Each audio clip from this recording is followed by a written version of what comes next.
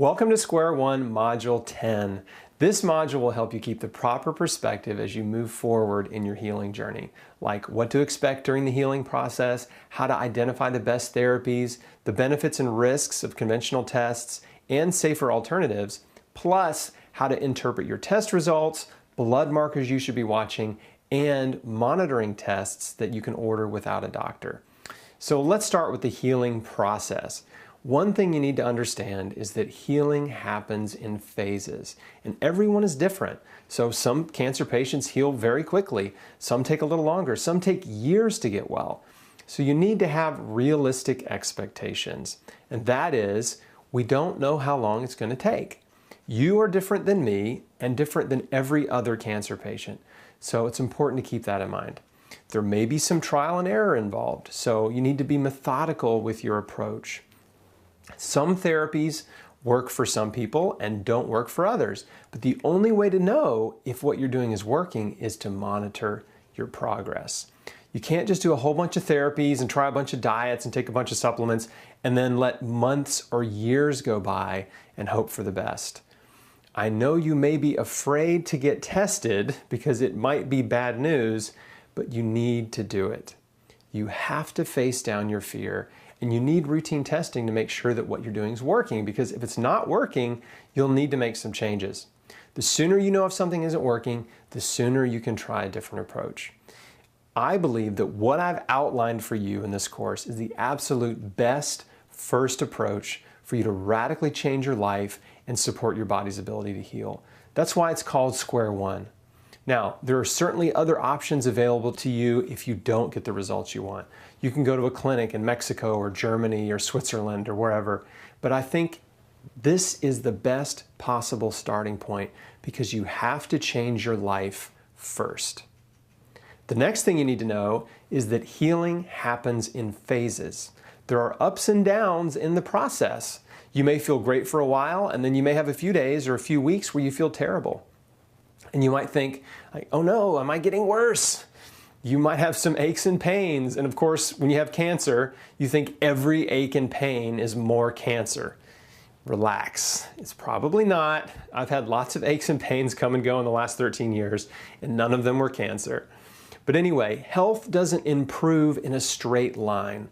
If you've ever looked at financial reporting, when a stock rises in value, over time, it doesn't go up in a straight line. It goes up a little, and then it goes down a little, and then it goes up a little more, and then it goes down a little more, and then it goes up again. It's trending up over time, but there are small setbacks along the way. The healing process is the same way.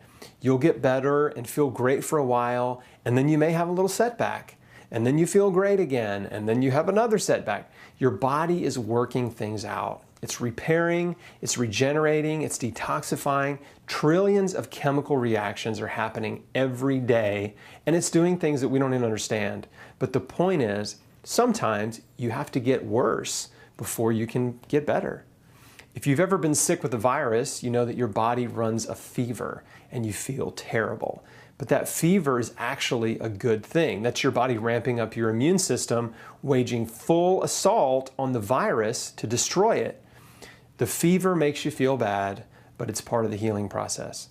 By the way, if you do get sick and run a fever, it could be a great thing. Your body could be ramping up your immune system and destroying cancer cells along with viruses, bacteria, and other pathogens. Bad things in life often turn into good things. Believe that. Okay, so healing happens in phases, and you've got to be methodical, and you need to monitor your progress. Now let's talk about the different scenarios you can expect as a cancer patient. Best case scenario number one is you adopt the radical life-changing principles I've laid out in Square One. You give it 100%, and in 90 days, you get your blood work or a scan. And you find out that your cancer markers are down and the tumor is shrunk, or you have multiple tumors and some of them are gone, or all of them are gone. That's the best case. Your body responds and heals quickly. If that happens, don't go back to your old way of life. You need to stay on this program for at least a couple years because it takes a few years to completely rebuild and create a new, healthy, quote-unquote, cancer-proof body. So if you start getting good results right away, don't slack off because you're still in the danger zone, and cancer can easily bounce back if you let down your guard in the first phase of healing. Don't make that mistake.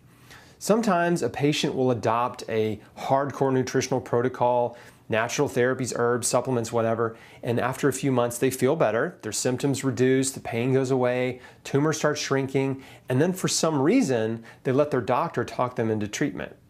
It's a strange phenomenon, but I've seen it many times. The natural strategy is working, but then they get impatient or the fear takes over and their doctor says, well, now that your tumor shrunk, this would be a great time to have surgery or start chemo or do some radiation, all of which carry numerous risks, including making cancer stem cells more aggressive and promoting metastasis. If you're shrinking a tumor with nutrition, you don't need any conventional therapies. Just keep going. So the best case scenario is that it starts shrinking or it goes away quickly. If that happens, stay the course. Best case scenario number 2 is that there's no change. Let's say you start this protocol and after 90 days you get blood work or a scan and there's no change. It's not uncommon for cancer doctors to spin this as bad news. If your doctor knows you're doing alternative therapies, they might say, see, what you're doing isn't working, the tumor's still there, your cancer markers haven't changed, you need chemo, or whatever. No change means it stopped growing. That's good. Don't let them put a negative spin on that and try to scare you into treatment. A tumor has to stop growing before it can shrink. You have to stop it first. The body prioritizes healing. That means when you adopt a radical diet and lifestyle change, your body may heal other things first. It may be healing your liver, your kidneys, your lungs, your thyroid. The tumor is on the to-do list, but it hasn't gotten to it yet. That's okay. If your tumor stopped growing, that is very good news. And hey, it may never shrink. You may have to live with the tumor for the rest of your life, but that's okay, right? If it stops growing, it can't take over your body and it can't kill you. It may go dormant or it may die and become scar tissue. If you have a non-growing tumor in your body, you can live with it forever, right? Best case scenario number 3 is it slows down. Remember, it's got to slow down first, then it can stop, then it shrinks. If the rate at which it's growing slows down, that means you've bought yourself some more time. That means what you're doing is working to some degree. You may not have it dialed in exactly right. You may need to try some new things, make some modifications, tweak your protocol, but that is still positive news. Slowing a tumor down is a good thing. And the only way to know if it's slowing down is to look at how much it's growing between incremental periods of time. Usually your doctor can tell, but again, you can't trust them completely because they tend to be biased against nutrition and natural therapies. And they may try to spin the test results to make it look like what you're doing isn't working, when in fact it may be. So if it slows down, that's good. You've got to slow it down first before you can stop it. 4th scenario, your tumor keeps growing at the same rate. If the cancer markers in your blood continue to rise and your tumor is growing, then what you're doing may not be working, and you may need to consider a different strategy. I met a woman last year who healed breast cancer with nutrition and natural therapies, and she told me that in the beginning, her tumor got bigger and more painful, which I'm sure was concerning. I mean, that would be really scary. But she stayed the course, and then around month 5, it started shrinking. And by the end of the year, it was gone. Like I said, sometimes you have to get worse before you can get better. Before we get into specific tests, I've got one more thing for you to think about. The days and weeks leading up to a new test can produce a lot of anxiety. We call it scanxiety. Stress and anxiety suppress your immune system, and if testing and scans is causing you a lot of anxiety, space them out further. I think testing and monitoring is important, but I also know patients who despised being conventional medical patients. So much so that they decided never to go back to the doctor, and they got well. This is your life. You don't have to do anything you don't want to do. Okay, now let's talk about specific tests. It's a good idea to get a test done right at the beginning of starting a new protocol to establish your baseline. If you've had testing done within a month, that's okay. Just keep in mind that a test is just a snapshot. It's not the whole story, and snapshots can be misleading, especially blood work. You can have crazy looking blood work one day and normal the next. So you have to compare tests over time to understand what's happening in your body.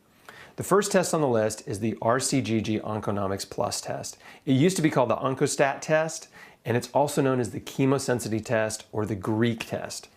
In this test, they take your blood and separate out the circulating tumor cells, and then they test a bunch of drugs and natural compounds against those tumor cells to see what makes them stop growing or die. They test about 100 different drugs, chemo drugs and targeted therapy drugs, and they can tell you if drugs like cisplatin or 5-FU will have any effect before you let your oncologist put them in your body.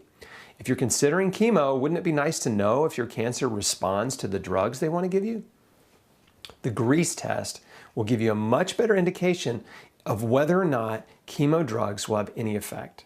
They also test 45 natural compounds against your cancer, like vitamin C, Laetrile, Indo-3-carbinol, and mistletoe, so you can see which natural therapies might be effective against your type of cancer. And there's genetic testing involved as well. Basically, it's going to help you identify which therapies, conventional or alternative, and which nutraceutical compounds may be most effective against your type of cancer. And you can find that out before you spend any money on treatments that may not help you. Unfortunately, most oncologists don't use the Greece test, and it's not covered by insurance. But I think it's a worthwhile investment, and you get the results back in about 10 days. The website is rgcc-group.com. Next is MammaPrint. This is a genetic test for early stage breast cancer patients with 0 to 3 positive nodes. And it calculates the risk of recurrence and whether or not a patient will even benefit from chemotherapy. In the MIND-ACT Phase 3 clinical trial, the MammaPrint test reduced chemotherapy prescriptions by 46% among more than 3,300 patients in the trial. This groundbreaking test basically proved that nearly half of early stage breast cancer patients don't need chemo. And the good news is the MammaPrint test is covered by Medicare and most insurance companies.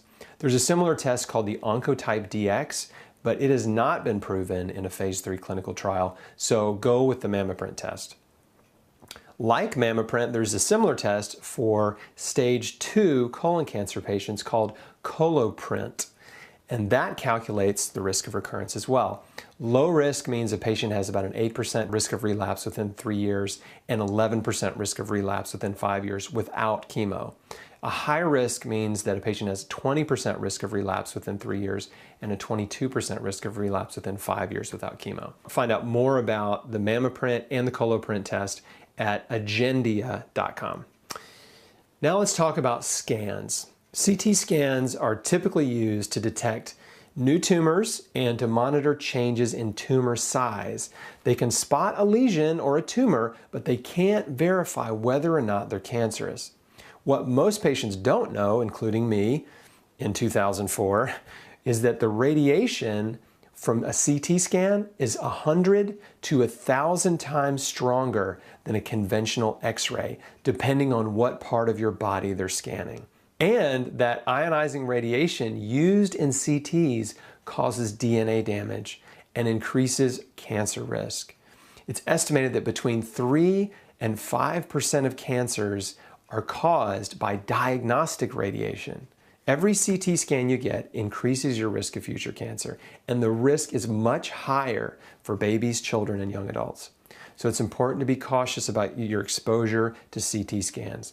There are other ways you can monitor your progress without subjecting yourself to potentially cancer-causing radiation. Another problem with CT scans is they can also result in overdiagnosis and overtreatment. A 2013 study published in JAMA found that lung cancer diagnosis rate was 11% higher with CT scans compared to X-rays, and that 1 in 5 lung tumors found on CT scans are growing so slowly that they're unlikely to cause a patient any problems at all. The study also reported that 320 patients have to get a CT scan to prevent one lung cancer death. That means for every 10 lives saved by a CT lung cancer screening, roughly 14 people will be diagnosed with a lung cancer that would have never caused them any harm. As many as 20% of lung cancer patients are suffering financially, emotionally, physically, and in some cases dying from the side effects of unnecessary treatment. Lung cancer is our #1 killer with a 5-year survival rate of about 17%. And remember, many 5-year survivors still have cancer. The small percentage of lung cancer patients that are quote-unquote cured may only be so because they were overdiagnosed and treated for a disease that was not life-threatening to begin with. In 2011, a team of doctors at Sloan Kettering published a study in the Journal of Clinical Oncology that examined the reliability of CT scans. They took 30 patients with stage 3 and 4 lung cancer and a tumor size of at least 1 centimeter and gave them a CT scan. 15 minutes later, the patients had another CT scan on the same scanner. On the second scan, some of the tumors shrunk by as much as 23%, and some tumors grew by as much as 31%. Again, this was after 15 minutes. Of course, the tumors didn't really grow or shrink. The study proved that CT scans can be unreliable when measuring cancer progression. And a tiny discrepancy in a CT scan can have massive consequences. If a CT scan shows that your tumor shrunk by 23%, you and your doctor might incorrectly assume that your treatment is working. If a CT scan showed that your tumor grew by 31%, you would assume the opposite, in which case your doctor would probably recommend more aggressive treatments, which may be completely unnecessary and harmful. The big takeaway here is that scans have a significant margin of error and can be misleading for measuring small tumor progression. A CT scan showing a 20 to 30% change in size may not mean anything at all. To give you some additional perspective, let's assume your tumor did grow by 30%. Although 30% sounds huge, in reality, this may only represent a change of a few millimeters. So don't let large percentages on tiny tumors freak you out. A 1 centimeter tumor that grew by 30% is still only 1.3 centimeters, which is tiny. Next up is the PET scan. PET scans are often used in combination with CT scans. The CT scan takes the picture, and the PET scan is used to indicate whether or not a spot may be cancerous with a radioactive glucose tracer that they inject into your body. Cancer cells uptake glucose faster, and the radioactive glucose concentrates in lesions and tumors that are cancerous and lights them up on a PET scan. But non-cancerous infections and areas of inflammation can also light up on a PET scan and make you think your cancer is spreading when it isn't. PET scan radiation is very high. You're getting radioactive glucose injected into your blood, and they're hitting you with a CT. So a typical PET scan can expose you to 1,000 times more radiation than a chest X-ray. Not something you want to get very often, if at all. And by the way, these scans are not mandatory. You don't have to get a scan just because your doctor wants you to. The scan is not going to help you get well. All the scan is going to do is tell them if your cancer is growing or shrinking, or if there's cancer in other parts of your body, but it could be wrong and lead to unnecessary treatment. Next is the MRI, which is magnetic resonance imaging. The MRI uses magnetic fields and radio waves, so there's no ionizing radiation. And compared to CT and PET scans, it's much safer. MRIs can spot lesions and tumors, but they can't verify whether or not they're cancerous. Now, some healthcare providers don't like to use the MRI because they're more expensive, so they require other diagnostic tests first. But MRIs are a much safer alternative to the CT and PET scan. And if you want an MRI instead, you may have to fight with your insurance company to get it paid for. Next is ultrasound. Ultrasound is a safe, non-invasive method that uses high-frequency sound waves instead of X-rays or radiation to produce images of your internal organs and babies in the womb. In some cases, tumor size and progression can be measured with ultrasound. It's totally safe and much cheaper than a CT, PET, or MRI. Thermography is also a safe, non-invasive screening method that uses infrared cameras that show temperature variations in the body, like in breast tissue. Hot spots on a thermography scan can indicate inflammation, a precancerous condition, or cancer. Now, thermography cannot diagnose cancer, but it can be useful to monitor changes in inflammation, which could mean changes in cancer. Thermography is growing in popularity as a safe alternative to mammograms. Just Google thermography and the name of your city to see if there's a practitioner in your area. Now let's talk about blood tests. There are several different cancer markers in your blood that your doctor can order for you. Elevated cancer markers typically indicate cancer progression, but there can be other causes of elevation leading to false positives. So always keep that in mind. Okay, here are the few of the most common cancer markers. First is the CEA. This is a broad spectrum tumor marker used to detect cancer activity in the body. A normal CEA is less than 3. The CA-125 is an ovarian cancer marker. Normal is between 1.9 and 16.3. The CA-15-3 is a breast cancer marker. Normal is between 7.5 and 53. It's a pretty big range. The CA-19-9 is used for colorectal, gastric, and pancreatic cancer. Normal for that is under 36. And then there's the PSA, prostate-specific antigen. That's a prostate cancer marker. Normal PSA is under 4. All of these can be ordered by your physician, and if you have insurance, your insurance should cover it. It should cost you very little out of pocket.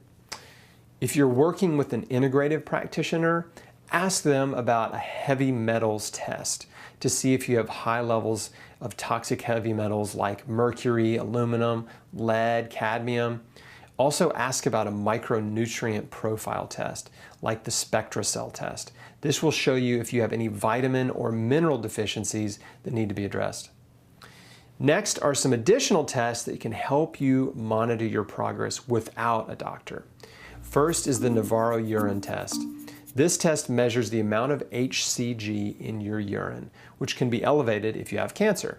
You can order this test yourself. You just collect a urine sample, mail it in, you get the results back in about 3 weeks. If your test result comes back under 50, that means you probably don't have cancer. If you're over 50, that means there may be some cancer in your body. The higher the number, the more likely you have cancer. The Navarro urine test is the cheapest, easiest way to monitor your progress, but it's only about 70% accurate because roughly 30% of cancers are not detectable by an HCG test. So if you get a Navarro urine test and it shows that there's no cancer, but you definitely have cancer, then obviously that's not a good monitoring test for you, but you've only wasted $55. You can order that through navarromedicalclinic.com. Another test is the Oncoblot test. This is a blood test that can detect 25 different types of cancer by measuring ENOX2, which is a protein shed by cancer cells into the blood. You can order this through your physician if they are familiar with it, and it may be covered by your insurance. If you can't get it through your doctor, you can order it over the phone from Cancer Center for Healing in California. It costs about $250 to $300, and they'll do a follow-up consultation with you to go over the test results. You can learn more about the Oncoblot at oncoblotlabs.com. Another popular cancer marker test is the American Metabolic Laboratories CA Profile test. This is a combination of 7 tests, blood and urine, which makes it more reliable. There's an HCG urine test and an HCG blood test. It also includes the CEA and a PHI enzyme test. Elevated PHI enzyme can indicate cancer, but it can also be elevated if you have viral disease, heart disease, liver disease, or muscular disease. The CA profile also measures GGTP, which can indicate cancer-related problems with your liver, pancreas, heart, lung, and kidneys. The CA profile measures TSH, which is thyroid-stimulating hormone. If you're hypothyroid, that can be a precursor to cancer, but it can also be caused by chemo because chemo damages the thyroid.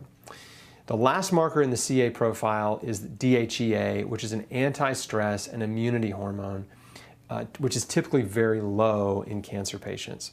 If all of these markers are in abnormal ranges, then cancer is more likely. Now let me say something else. If you measure too soon, you might get a scary result. There's a phenomenon called tumor lysis, which is tumor die-off. So if what you're doing is working and your body starts breaking a tumor down really fast, it will release dead cancer cells into your bloodstream to be filtered out and eliminated, and cancer markers in your blood will spike. According to MedicineNet, both benign and malignant conditions can increase CEA levels. Chemotherapy and radiation therapy can cause a temporary rise in CEA due to the death of tumor cells and release of CEA into the bloodstream. Fluctuating levels of CEA during cancer treatment must always be correlated with other clinical findings. While worrisome, changes in CEA are not diagnostic of cancer progression on their own. So blood markers going up in the beginning may not mean you're getting worse. It may mean you're getting better. So that's why you don't want to jump to any conclusions if you get blood work in the first month after starting a hardcore healing protocol. I think it makes sense to wait at least 30 to 45 days after starting square one and then test again at the 60 or 90 day mark. I also think it makes sense to get blood work done through your doctor because it's the cheapest way to monitor your progress. I worked with an integrative oncologist, the late Dr. Roy Page, who supported what I was doing. Every month he ordered blood work and we looked at various blood markers, including the CEA, to look for any changes. And about every 6 months for the first 2 years, he ordered a CT scan for me. Knowing what I know now, I would have had some of the blood tests I mentioned above instead of the CTs. I just didn't know about them. Now, depending on your type of cancer, there may not be a blood marker for you. If not, try the Navarro urine test or the Oncoblot or the American Metabolic Laboratories test for monitoring. An MRI, CT, or a PET scan will give you a picture of what's changed in your body. But the only way to know for sure if a spot is cancerous is with a biopsy. But they have risks as well. A 2004 study found that biopsies increase the risk of metastasis for breast cancer. Another study on pancreatic cancer did not find an increase in risk. So the jury is still out on this. It may depend on the type of cancer. Now let's talk about your testing mindset. My opinion is if there's a new lump or bump, you should treat it like cancer. And if you're trying to decide whether or not to do a CT or a PET scan at any point in the future, ask yourself, if this scan finds any more cancer, am I going to do anything differently? If your answer is no, if the results of a scan are not going to make a difference in your strategy, then there may not be any point in the scan. Don't feel like you need to get scanned out of fear. You just need to get some kind of testing to make sure that you're on the right track. And you need to decide ahead of time what your next steps will be depending on the test result you get. You should hope for the best, but plan for the worst. Many patients only hope for the best and then they go into a tailspin when they don't get good news. And then they make impulsive, irrational, fear-based decisions and get rushed into treatment they don't want to do. Don't let that be you. Think of yourself like Thomas Edison. Take an organized, methodical approach to your situation. You're conducting a healing experiment on your body, and you need to know if it's working. Edison tried 1,000 different light bulb filaments before he found the one that worked. Hopefully, you won't have to try 1,000 different therapies to get well, but you may have to make some changes along the way. Sometimes trial and error is involved, and that's totally okay. If you don't get the result you want, don't be discouraged, because depression and discouragement will steal your joy and suppress your immune system. Try to take a stoic approach to your situation. Just accept that it is what it is. Here are the results. Now what am I going to do about it? It's really important to keep your perspective. You didn't get cancer overnight, and you aren't going to heal it overnight. It took a long time for you to get sick. It will take some time to get well. Be methodical, stick with one protocol, and monitor for at least 90 days. Don't change course until you're absolutely certain that what you're doing isn't working for you. Okay, that concludes Module 10 and the Square One coaching program. I've given you everything you need to get started to build your foundation for healing. Now it's up to you to take massive life-changing action. I firmly believe that what I've shared with you in Square One can have a dramatic impact on your life and your health, and I can't wait to share your healing story. Thank you so much for watching, and I'll see you soon. I started looking up things on the internet, and that is where I found Chris Wark. Just got phenomenal information from him. It was the most inspiring, beautiful, supportive thing I'd ever seen. I knew in my heart this was the absolute right thing to do. I'm excited to death. I feel like $1 million. I feel so great. My mind is the most important thing, and everything that I learned from Chris Wark and the Square One program, invaluable. The most life-affirming, exciting information. Seeing those modules really made me understand the process that going through restoring your cells, that your body has the ability to regenerate itself, and that we are to get these things from the earth that God provided for us on this earth to heal our bodies. So I thought, you know what? This is what I need to do. This is what's right for my body. And I finally just decided I'm not going to do the chemo again, because I knew that it wasn't going to cure me. It would only destroy my immune system. And I think my only hope at the time, my only hope now, was to rebuild my immune system and to fight off the cancer that way. So I've signed up for Chris Wark's coaching plan, encouraged by Chris's work and by all the things that I've seen on his website and people that he's interviewed and what have you. So I really know that this is the only hope for me right now, and I'm very anxious to stick with the program and see what it can do for me. You know, my husband and I want more kids, and I thought, you know, I don't want radioactive iodine anywhere near my eggs. My husband and my sister, who have been my #1 support from the very beginning, got to researching, and my sister found Square One, and my husband and I and my sister, all three of us did it together, which was awesome. And you know, Square One really gave me the confidence that I needed to step onto this path that I had chosen. And it brought everything together and gave me a framework to start from. And it was great. You know, it really feels like Chris is in your kitchen cheering you along, and you know, there's somebody out there that believes in you. You know, it's awesome to have my sister and my husband, but to have this other person out there that like believed in you was really great. I was diagnosed with colon cancer stage 3 in March of 2017. And interestingly enough, a week before that, Chris's program crossed my desk, and I opted in intuitively knowing that something was going on. And I did not want to do the conventional approach. I dove into research, and it was just so overwhelming. There's so much information out there. Chris's program is so simple to apply. And I basically plugged into it and followed the plant-based protocol and several of the supplements for 45 days, and my numbers actually improved. I continue to do the program because I just think his program is a godsend. And for anyone who is just learning that they have been diagnosed, or for somebody who wants to prevent, you know, to keep their body in optimal health, I highly recommend this program, and I continue to use it now, you know, throughout my treatment protocol, and I will continue to use it through my maintenance. So thank you so much, Chris. Well, we made it. Thank you so much for watching the Square One Healing Cancer Coaching Program. If you only watched this one module, or if you watched all 10, I just want you to know how thankful I am that you took the time to tune in. And I want to thank you for all the thousands of sweet comments. That really makes it all worthwhile. Okay, so here's what's going to happen next. On Saturday night, the 23rd of September at 8 p.m. Eastern, I'm doing a live Q&A on Facebook just for cancer patients. Then on Sunday night, the 24th, I'm doing another live Q&A to answer your prevention-related questions. So if you have any questions about health, supplements, food, whatever, bring them on and I'll answer as many as I can. Again, Saturday night is the live Q&A just for cancer patients, and Sunday night will be for everyone else.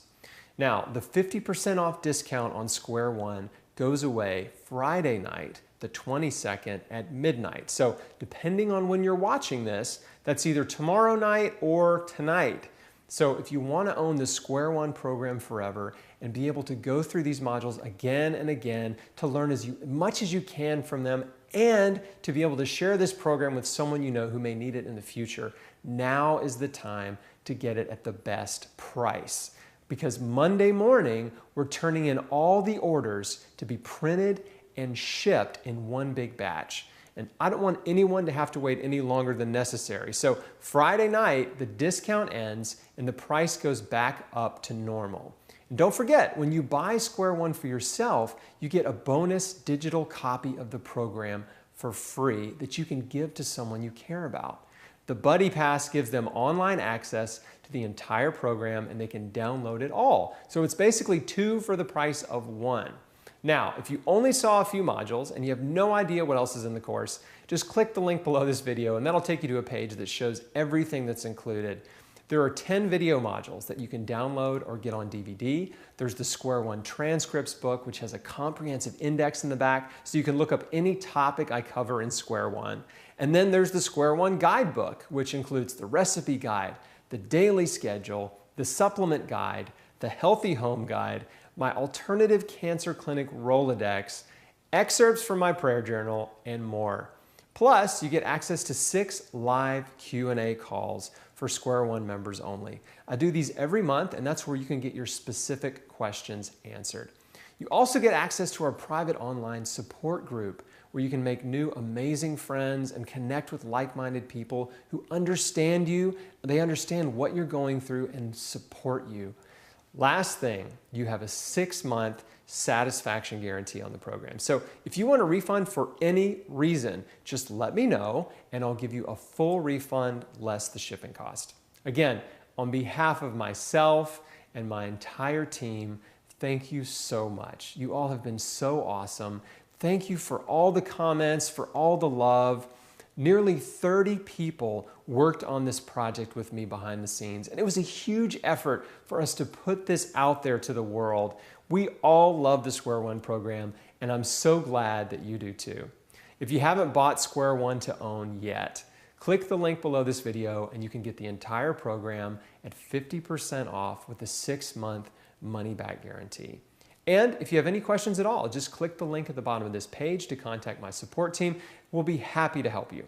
Thanks again for watching and for your support, and I'll see you on the live Q&As.